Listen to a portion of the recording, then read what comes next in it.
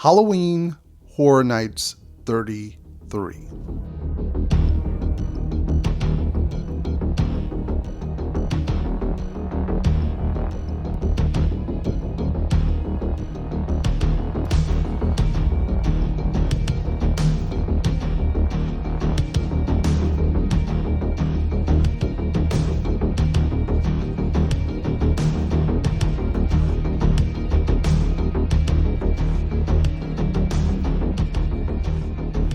One of the most complex and controversial years that I've attended this event in my 20 plus years of going to Halloween Horror Nights.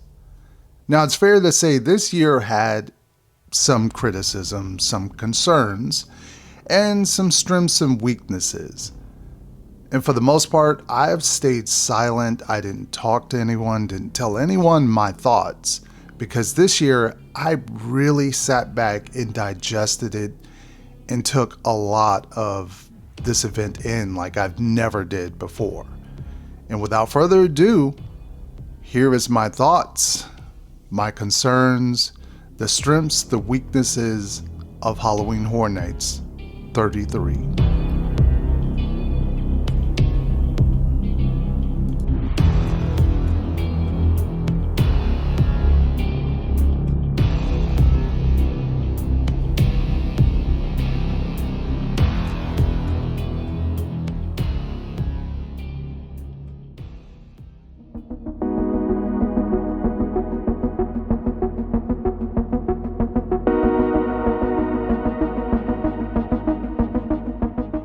If I had one word to describe this year's event, it would be experimental. From the introduction of two icons, themed hotel lobbies, and a meet and greet bar area for the first time ever. Now, in previous years, Cabana Bay was the home of horror, a destination among Halloween Horror Nights enthusiasts. For the first time since this new Horror Nights tradition started back about 4 years ago, the company decided to do something different instead.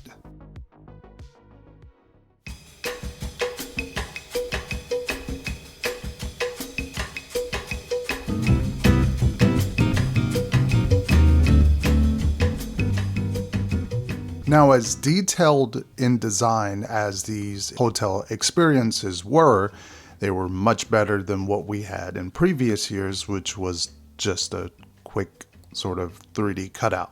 And on opening day, me and Lash went around to each hotel watching the crew pretty much build these and put the finishing touches. So no disrespect to them, they worked hard. Obviously, they did a fantastic job. Now, if you look at what Cabana Bay had as far as the hotel experience, now that was truly something to see. It was unique. It had music. It had all these pumpkins that were lit up. They went even bigger than what they've done before at that hotel. Even though they've used pumpkins in the past, this time it was much better job. But every single person I talked to about this event, no one, and I mean no one, mentioned the hotel lobby experiences. So it's kind of a forgettable thing for Horror Nights, and I'm not quite sure what they're going to do going forward.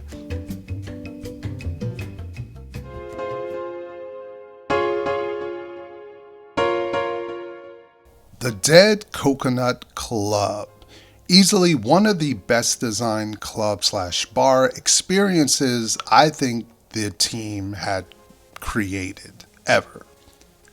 Between the split theme of vampires on the first floor and Blumhouse being on the second floor, also to note that they had some vampire dancers that showed up, but they were only there really in the afternoon, and I was never there in the afternoon, so I missed them. The only negative comments I could add about the Dead Coconut Club, and I hope they would fix this going forward, is the hours of the club always clashed with Halloween Horror Nights. And being that this is only around during Horror Nights, doesn't make sense to combat each other. Now, the times for the bar opened at 4 p.m. every day. And that wouldn't be so bad if you were just going to Horror Nights later on in the evening. But if you were trying to make it to Stay and Scream, these 2 hours kind of clash with each other because you had to be at studios, I think before 5 o'clock, if I'm not mistaken. For Stay and Scream, you'd probably want to line up at least at 3 o'clock. So you either have to choose to go to the bar and go to Horror Nights later or do Stay and Scream. And well, Stay and Scream's going to win in my book. And I know, you're going to say, well, why wouldn't you just go to it later on in the night? Well, what happens there is when you're leaving Halloween Horror Nights, you're kind of tired. It's later in the evening, maybe 10 o'clock, maybe 12 o'clock. The last thing you want to do is head up those escalators and head all the way up there to some more loud music to check out the bar when all you want to do is go back to your room and eat some pizza.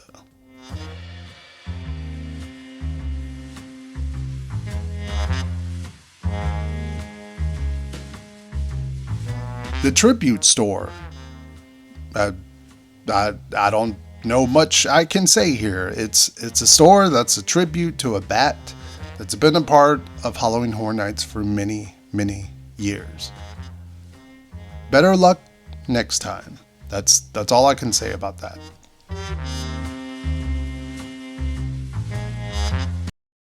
Now, many folks will say they don't want the creative team to experiment. They want Horror Nights to go back to what it was. Why can't we have what we had before? I, on the other hand, am not like a lot of the veterans. I don't mind change. I don't mind Horror Nights to evolve and try different things.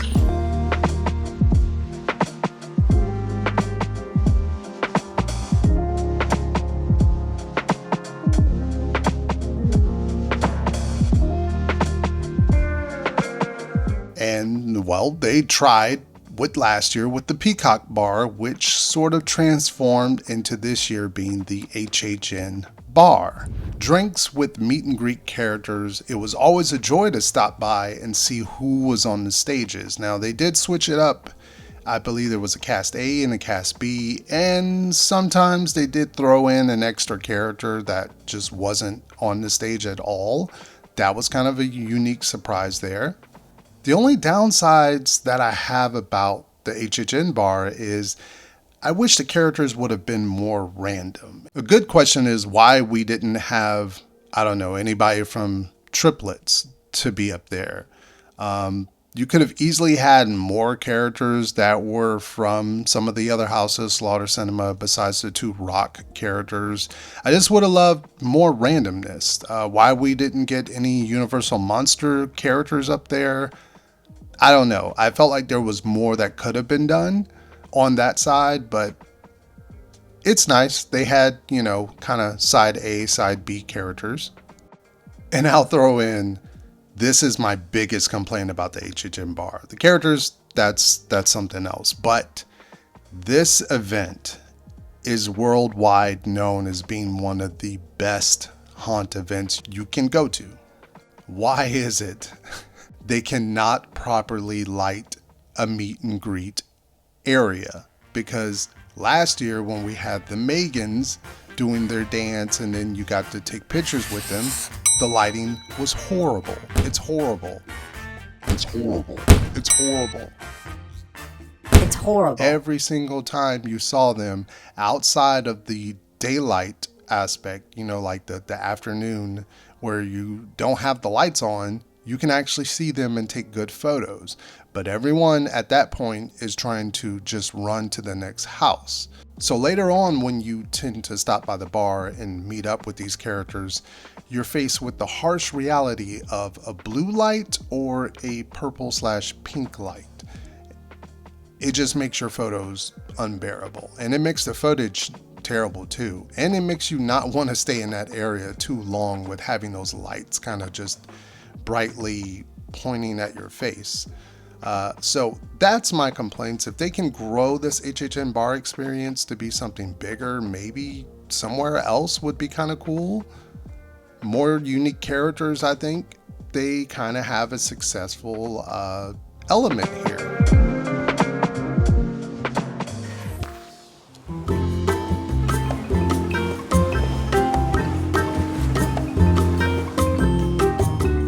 Now, if I were to show you some footage of a boat ride, some very chill music, it would paint a picture of just a relaxing boat ride.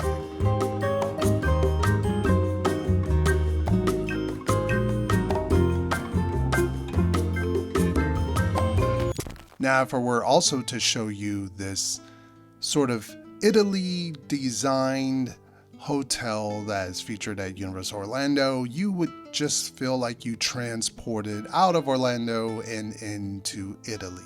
Along with the music in the background, it just paints a different picture. And that is what leads us to the next portion of my review, called The Vibes.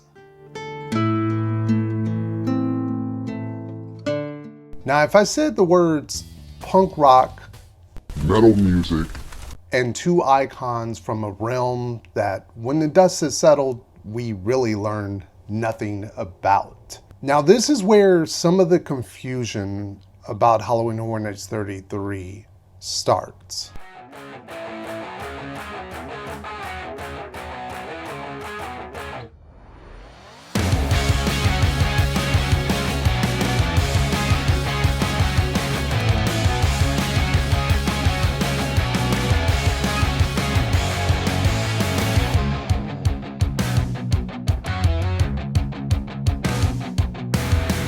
Now, everything I just showed you would make sense along with the punk rock theme of the merch, the store, the aesthetics of the park with the music, if it were Orlando. But everything I just showed you was Hollywood, which kind of had that real punk rock aesthetic.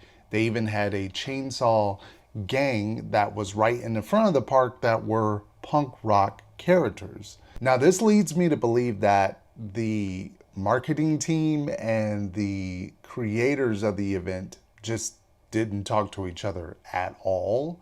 And they were like, hey, you do what you do, we'll do what we do.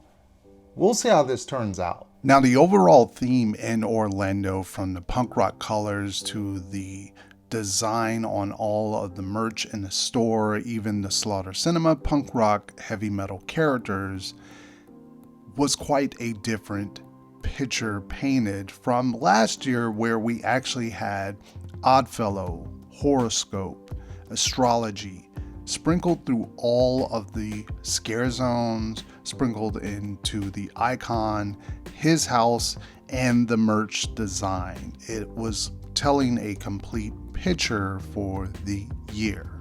On a side note, is it just me, or Halloween Horror Nights this year is really, really loud?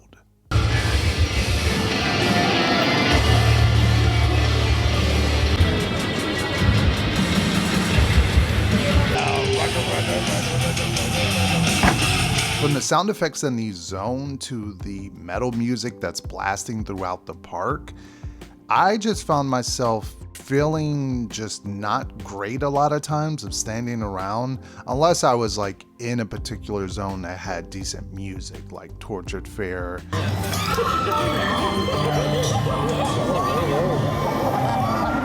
Sometimes, and Demon Queens and Swamp.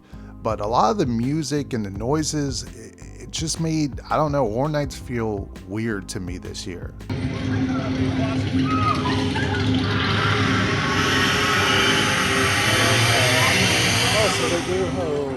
But there was a saving grace, and that was because we didn't have any house queues going in the back parade houses like we normally would.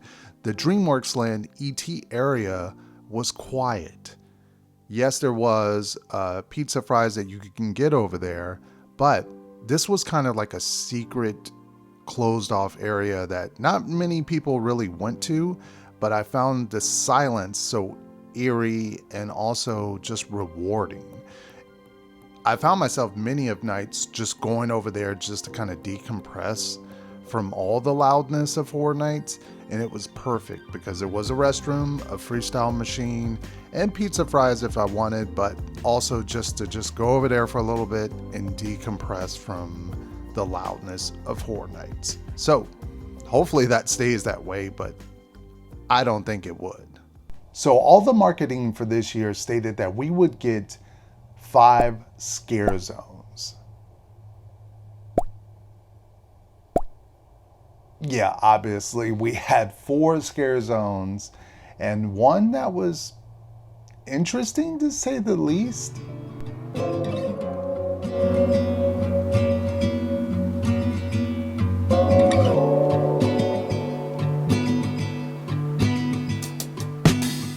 There's no denying this. It was nothing more than a chainsaw horde. I don't consider this a zone, and any reasoning that they kind of justified it of saying, well, we were doing the Wicked store and we couldn't have anything, that's kind of a lie because they expanded on this very, very late in the run by adding characters from other zones to kind of fill out the zone. Why wasn't this done in at least the second week? I haven't a clue why. And obviously the standouts for this year were Tortured Fair and Demon Queens. And pretty much most people liked both. If you were sort of in the middle, you kind of went to both. If you feathered Torture Fair a little bit more, Demon Queens was kind of right behind it. Both zones had unique characters, a unique atmosphere. The way they sort of did the scare zones were kind of cool in their own retrospect. For those who didn't go to Premium Scream Night, oh my God, I got to make a video on Premium Scream Night. Remind me to make a video on that. But the way I experienced the zone in Premium Scream Night was almost probably, dare say, one of the best interactions I've had in scare zones in a long time. All right, Demon Queens during the nighttime. Hopefully this will be different. Wow, there's a lot of them. Oh my God, oh God. Oh. Oh my God, that's creepy. Oh God.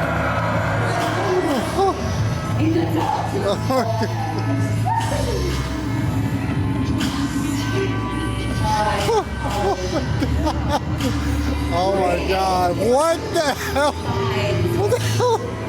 Oh. Premium Scream Night, that's, yeah, I gotta make a video on that. But yeah, that one was excellent. Torture Fair was excellent. Obviously, all the different characters. The Jester was funny. And of course, shout out to the Plague Doctor that did the like zombie walk. So obviously I would be remorse to not mention the Curse Lady, or I don't know what her title is, the witch, or the one that just goes around cursing everybody. Ooh, that was interesting. You cursed me quite a bit this year, and I had quite some bad moments there. So thank you for that. Now, while I am a Blumhouse fan, this zone was a bit odd. A meet and greet mixed with scare zone in the middle just didn't quite work that well. Other times you were just walking into a massive crowd just standing there watching Megan or trying to get pictures with the grabber, and this really didn't help the zone. The only way you got to see the zone really clearly perfect was on Premium Scream Night because it was no one there and it was the perfect way to see the zone. Any other time it was just a headache to go through and to kind of stand around the zone, like the ambience, the phone ringing. It just didn't make it feel very inviting to stay on the sidelines and watch. But for Blumhouse, I did notice some unique things they were doing in the zone. So whenever the siren would go off, the Purge characters would interact with it. You would see them sort of praising it, and you would think like, oh no, the Purge is about to happen. And then also the kids that were from the Black Phone, they were kind of interacting with the actual ringing phone. So every so often you would see him walk over and pretend like he's trying to pick up the phone and stuff. That was a unique little cool aspect. And as well as the Happy Death Day characters, they seemed to be like one was terrified of the other. Obviously, the big baby doll face killer is obviously chasing the girl. Although he didn't quite chase her in the zone, but they still sort of had that interaction of like she's hiding out. So I was hoping there would be more of these little moments in there, especially with different movies and different characters. But sadly, they kind of just chose like a couple of them. And, like Freaky, Happy Death Day, The Purge, Megan, The Black Phone, and that was it. Like, they still have a huge library to pick from for Blumhouse. I don't know why they couldn't choose more properties to use, but that's what we got.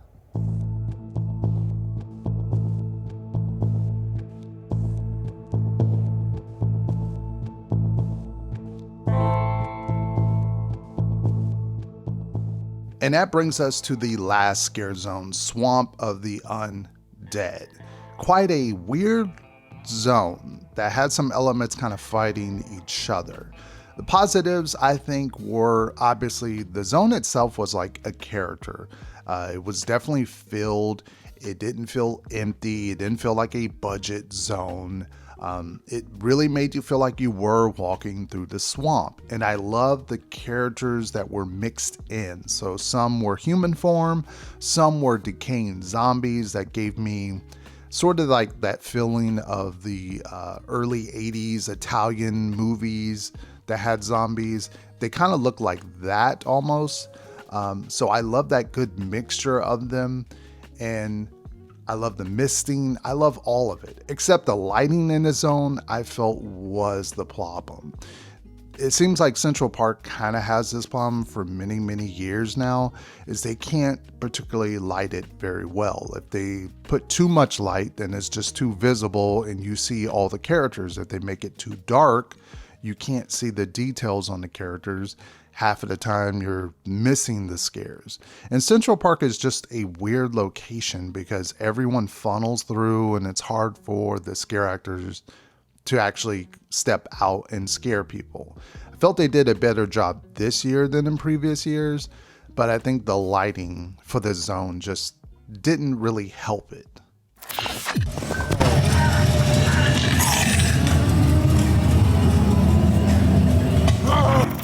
Whether you call them haunted houses, mazes, or houses, it's time to talk about them. Now, this year had quite an interesting mix of houses, and usually most years we get like the top 2-3 bangers, and then we get some that are kind of just middle, and then we get a lot of maybe 2 or 3 that are bad. I think this year was the first time that I've actually seen that all the houses, for the most part, stepped it up as far as the quality of these houses. Now in this review, I am not diving over all 10 houses. It would take this video well over an hour to just talk about all the houses. I am definitely going to leave you with some of the highlights I thought for this year and some of the downfalls for this year. So now, fan favorites Slaughter Cinema and Goblin Feast were fun houses, no doubt. For me, they sat somewhere in the middle of my rankings. Not quite my favorites, but not quite the worst. Now, Goblins was never a comedy house for me. I wasn't finding myself laughing. Really asked me, I would think Wicked Growth was much more of a fun and funny comedy house than this one.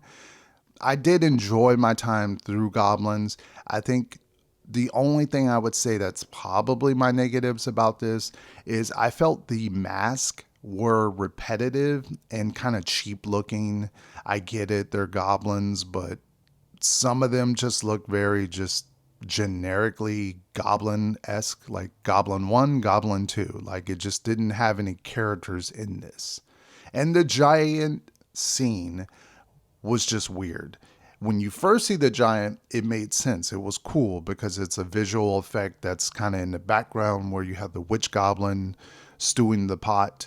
That was awesome. But when you go to the next scene, walking through the tree trunk, it just didn't work. I don't think visually I'm looking and I can see the projection screen, and it just wasn't cool in my opinion. It was kind of fell short of a cool effect there. But despite some of the criticisms I had, I think I enjoyed my time going through the village. I was always looking around, seeing different things and noticing different things. And it had that blood moon kind of effect where if you look through a window, you can sort of see different parts of the actual house. So outstanding as far as the design element. I just felt the scares didn't work and the masks were kind of cheaply done. But overall, some of the characters did stood out. Obviously, the witch character and obviously the last goblin was everyone's favorite. But, overall, like I said, it's a middle house for me.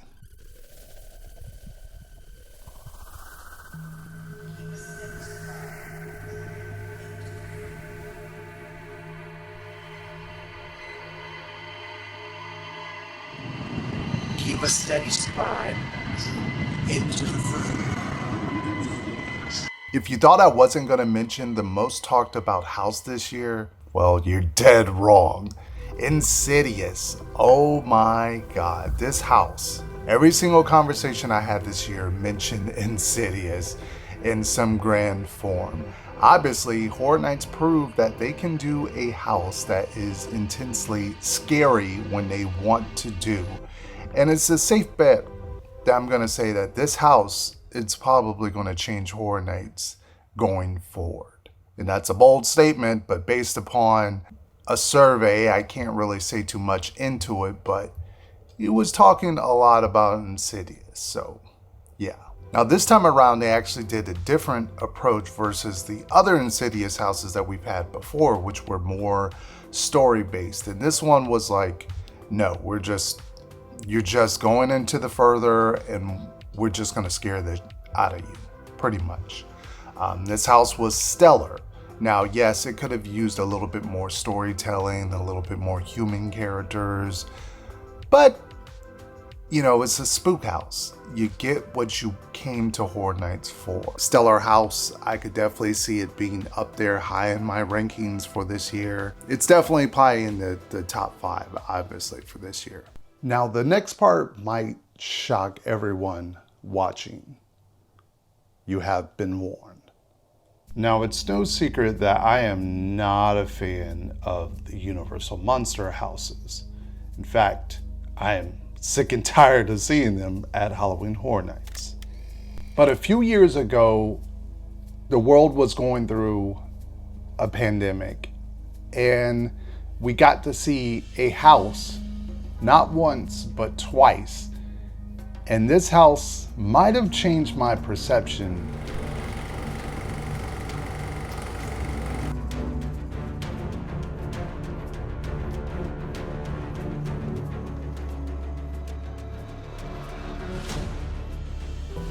And that house would have been The Bride of Frankenstein Lives. A house that was a bit more than just scares. It actually had a deep story within about the connection between Frankenstein monster and the bride, and sort of the intermingle world of how they go on to coexist, and how the bride does everything she can to sort of bring back to life the monster. Yeah, that house was pretty unique. I think it was interesting. I think all of the set design, it was quite different than what we normally get for a Horror Nights type of house. Now that leads us to Universal Monsters Eternal Bloodlines. Again, the monsters are a part of Halloween Horror Nights, but this time around, the twist was I found myself actually enjoying this house. Whew. Feels good to actually say that now out loud because I held on to the secret for so long. I think I'm sadly alone on this island. I don't think I talked to a single person who enjoyed this house. I was pretty much the only person I think that liked the house. Most people ranked it somewhere in like 8, 9, or 7 or 10. So it kind of sucks to finally like a Monsters house that everyone obviously just didn't like. Brings the thought I might make a video on why everyone was wrong about Eternal Bloodlines. So if you see that video, be sure to give it a click. Now, I did mention 2 houses that fell short in my rankings. Please be kind in the comment section. If this is one of your favorite houses, I'll explain why it wasn't for me.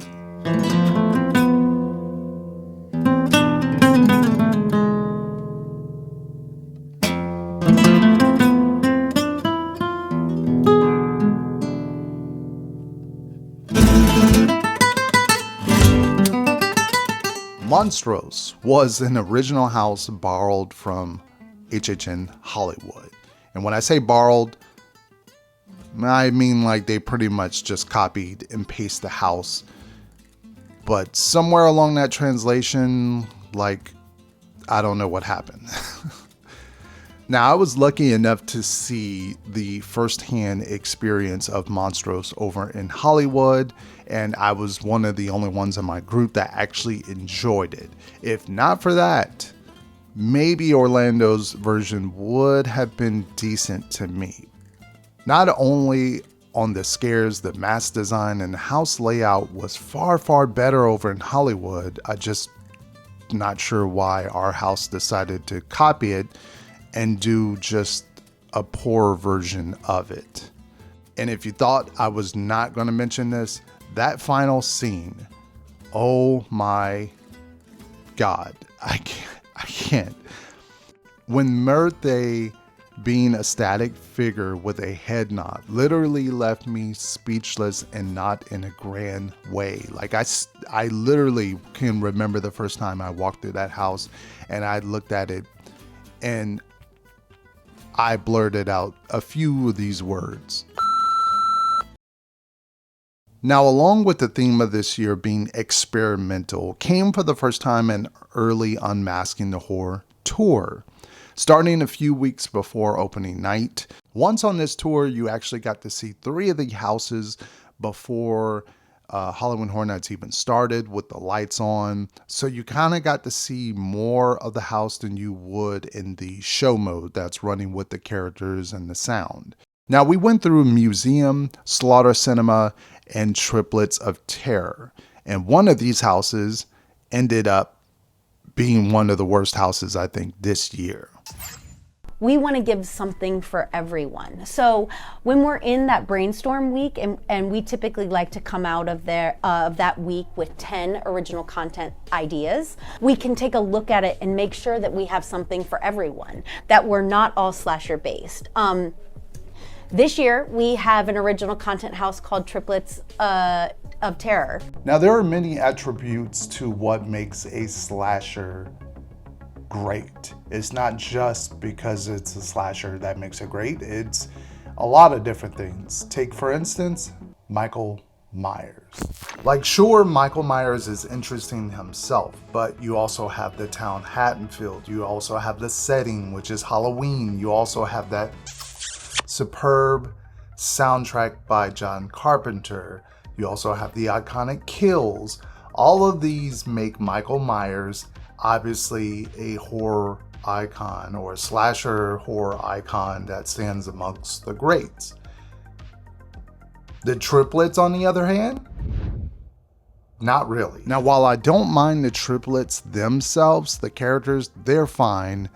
I wish there was a little bit more to them, but okay, I'm willing to just let that kind of go. But the house, I think, mixed with the story, whatever it was, the triplets, it just didn't work well at all. The house just didn't make really any kind of sense at all. And you threw in this podcast element. Now, me and Dreamport Productions talked about this and how they could have redone this house and explored more of that podcast element to set up different scenes throughout the house, instead of you just going from a house to a garage, like cake factory type of building, and then you're in the sewer. It just didn't correlate very well as far as what Horror Nights does when they tell a story.